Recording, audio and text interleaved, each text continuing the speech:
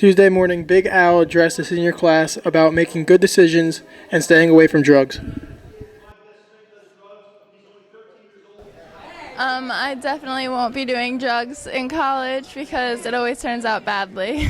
College can be really scary and people can, lean towards drugs and stuff to help them get through the hard times. So I think it's really important what Big Al said to always talk to people and be mindful of how you can be destroying your body and the people around you, and don't do drugs, and just go talk to somebody and just get a hug because it can always help. Walk down the hallway, hey, go to your next class and say, hi, how are you? Definitely not to do anything I'll regret and listen to everything that he just said to us because it gets you nowhere.